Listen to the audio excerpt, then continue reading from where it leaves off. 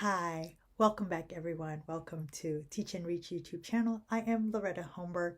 On this channel, you're going to get ESL online tips and hacks. And today, I am going to share with you the top most used props that I use in my classroom. So I am not a complete minimalist, but I try to be a minimalist. I don't have very many props. A lot of the props that I use, there are about 14 of them, can all be found in this, like this, whoops, this tray, my tray of props. Okay, so I'm going to share with you my top most used props. I have certifications from level 1 all the way to level 8 and all the supplementary certifications except for the JCL one. So I don't have JCL music, I don't have JCL biology, and I also don't have the REP Rural Education Project one, but I have all the other certifications. I also teach anywhere between 50 to 55 classes per week, so I average about 200 to 240 sometimes classes per month. All right, so these are the props, not in any order, but these are the props. I have an apple. All right, I didn't buy this. I was a brick and mortar teacher many years ago. So this was a class timer that I used to use. So the apple is wonderful for my level 1, level 2 classes. You can also use color red. Actually, I just recently used it in my level 6 class when we were talking about an object matter apple, and we talk about smooth or rough. So lots of uses. Awesome. I can show bite an apple, talk about the color, and talk about whether it's hard or soft. All right, so apple. Next one I have, one of my favorites, is a die. So on the die, I wrote the who, what, where, when, why, how on each face, right? And I use this pretty much like a secondary reward with my intermediate students. Use it with like level 4, 5, 6. It's for the secondary reward. So I will roll it, and what comes up there? This is when. So they get to ask me a question that starts with when. It could be a question about me, or it could be a question about the topic that we're discussing in the lesson for that particular day. It's awesome. Obviously, you can use the die for a lot of other things as well. You can put numbers on them because they're dry erasable, so I can erase it off. See? You can get the die at the Dollar Tree. It's only $1. Next one, also something from the Dollar Tree, a girl. What's great about the girl is I can teach girl, I can teach she, right? I can point to she, I can do colors that's on her, also some shapes like triangle. Okay, so with the girl, obviously there has to be a boy, right? A boy or a man. The other prop I have is Woody, Sheriff Woody from Toy Story. It's to teach he, right? A man, a boy, he, or his. And then when put together with the girl, it's they. Again, I can do colors, I can do hat colors, and in level 3, when we learn the body parts, you know, arms, hand, legs, feet, neck, face. All right, same thing with here. Okay, my next one is the fish. So I have this fish. This was actually from the book Rainbow Fish. It came with a book that I have for my classroom ages ago, right? It's great for my level 1 kids.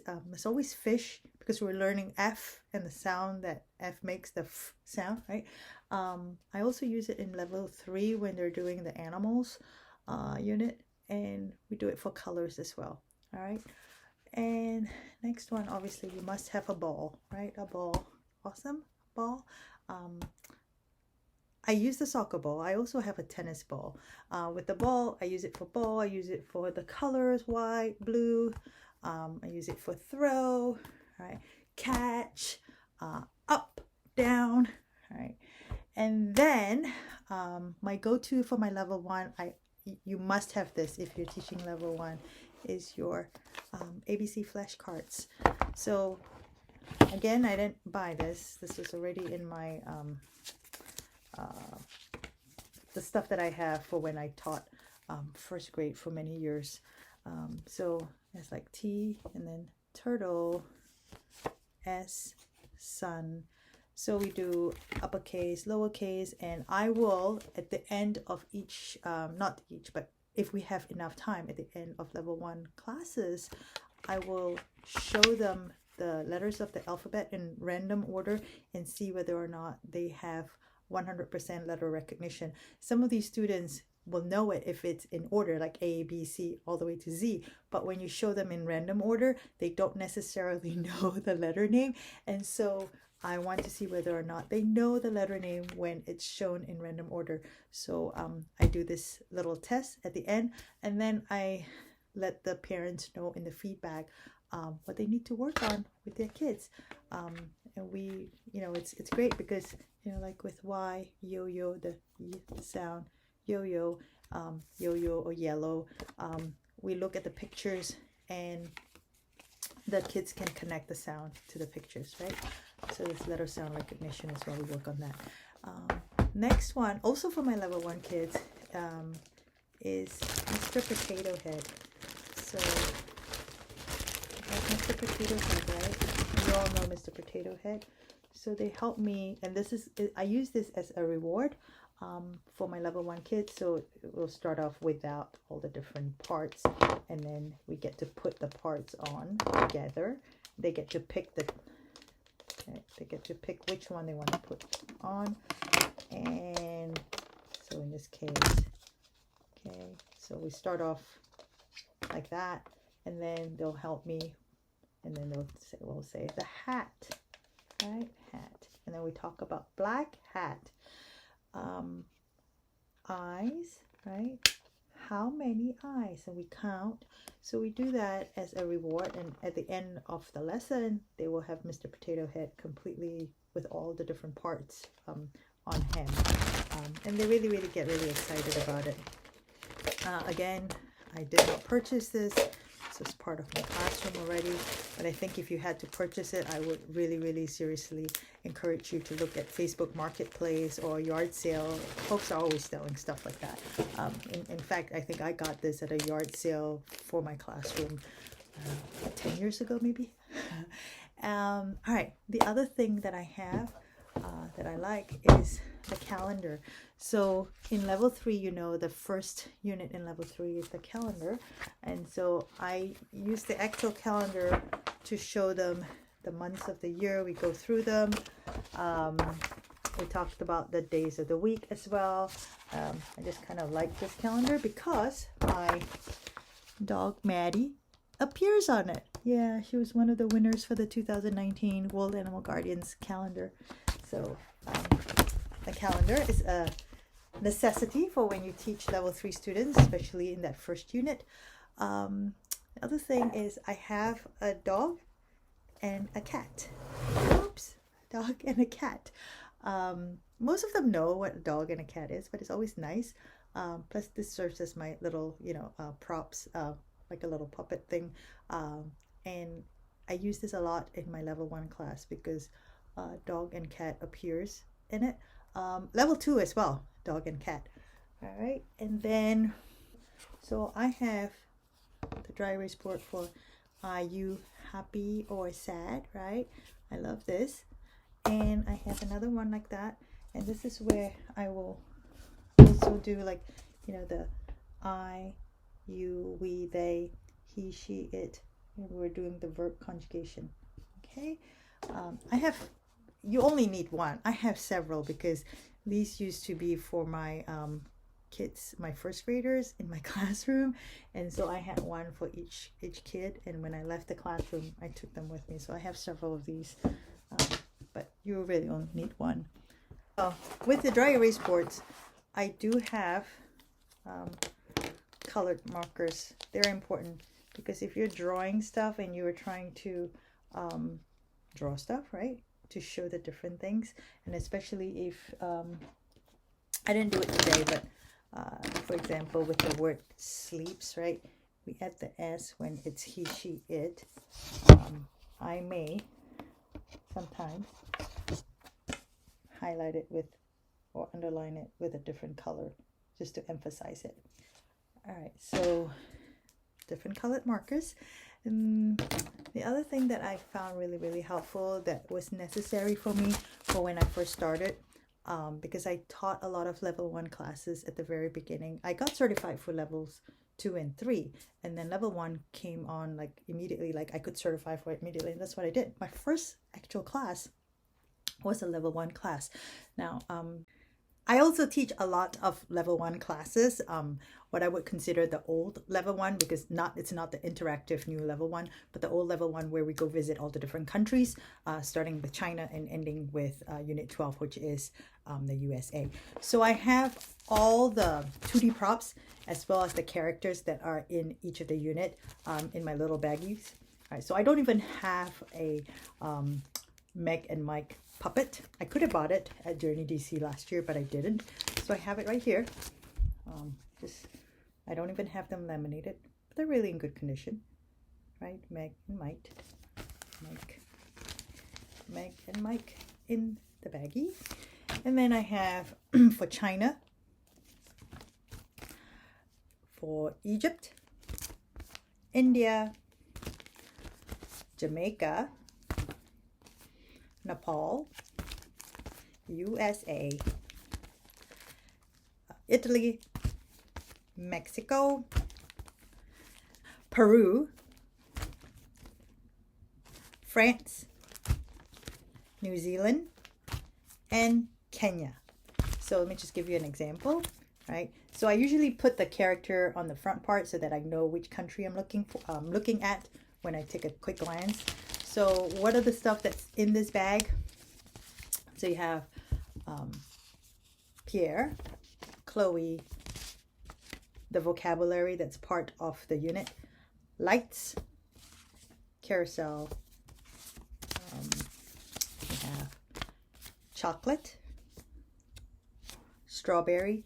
I also have strawberries, okay. Short purple hat, pancakes. I have tall hat, but I also have a tall yellow hat cut out, and that's not going to fit in the tall yellow hat. All right, and cup, ball and cup, up and down, and they all fit into this little Ziploc bag. You can store it away nicely and easily because it's flat.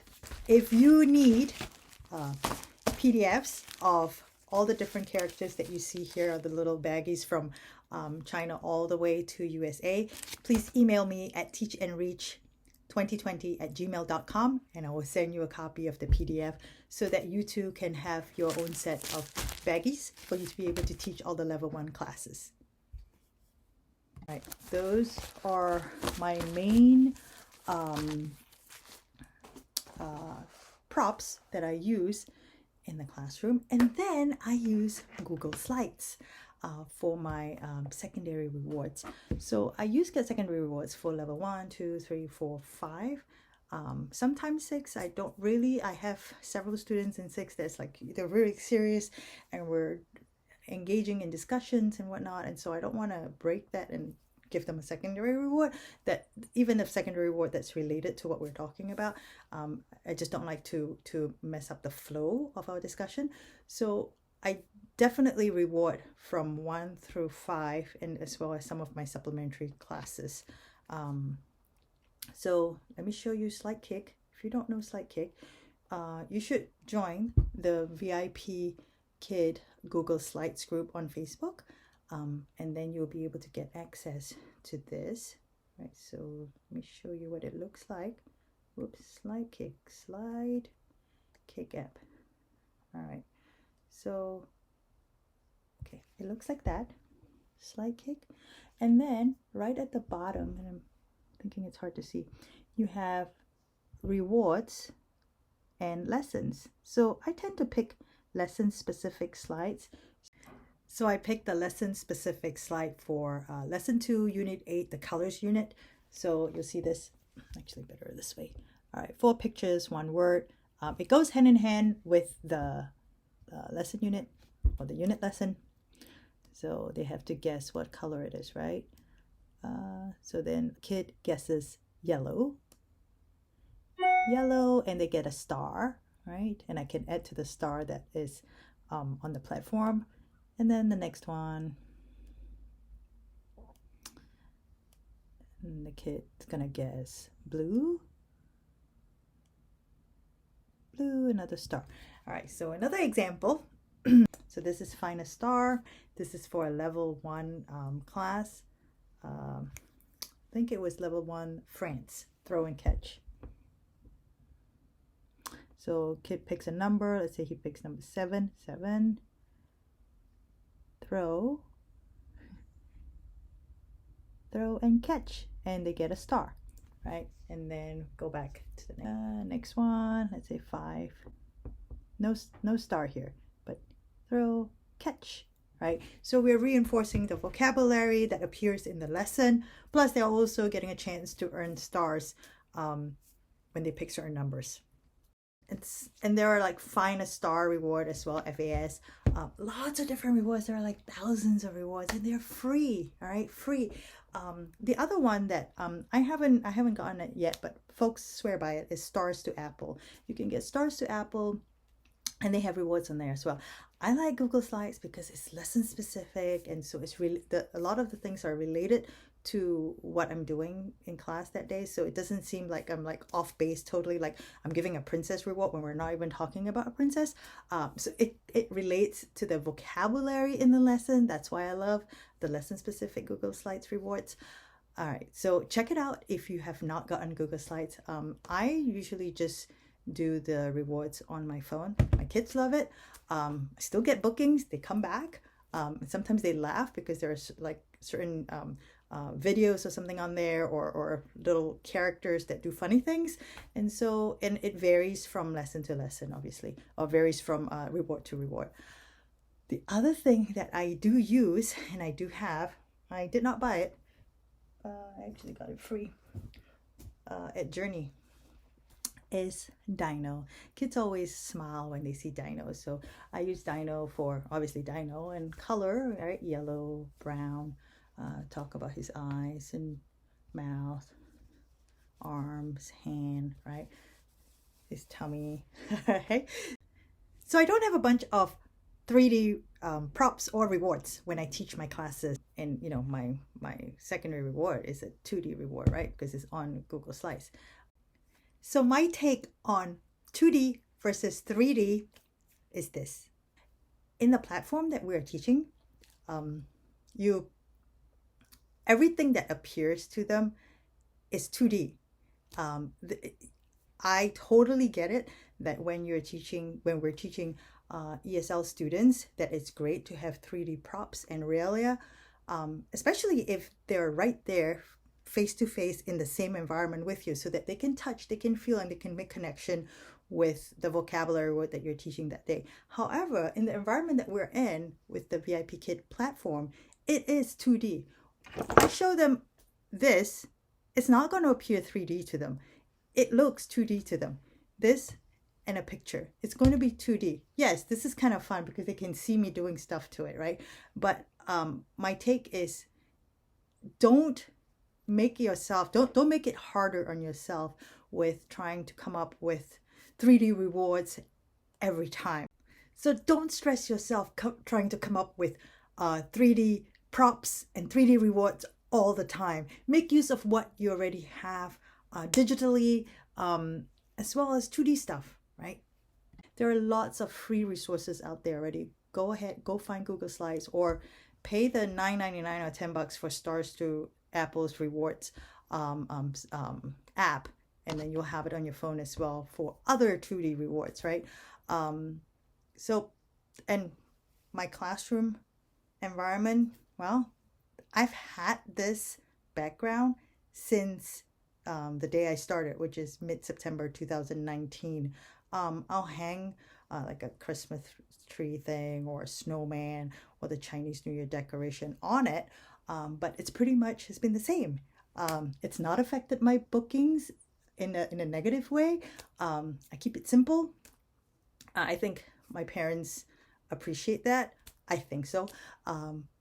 I think what matters most is how you engage with the children, as well as how you use your expertise in the English language and be able to impart that to the kids in simple manner so that they can understand and so that they can then take that and go forward and be great English speakers.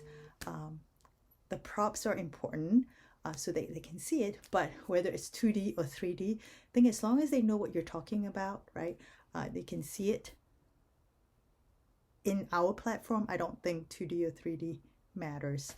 So don't get crazy with like, oh, I need to have this, I need to have that. I mean, it works for some people, but for me, I feel like the simpler it is, the easier it is for me when I do my preps and whatnot.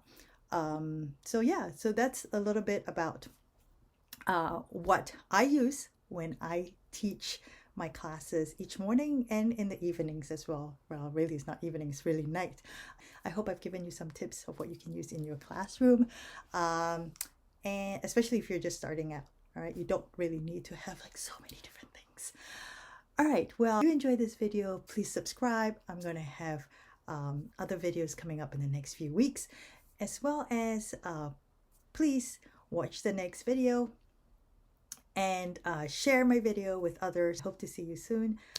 If you are planning on signing up for VIPKID and you still need a mentor, please email me at teachandreach2020@gmail.com. I will be more than happy to guide you through the application process. All the links can be found in the description box below. Just click on the down arrow and you'll be able to see the description box. Right. Stay safe and I'll see you soon. Bye-bye.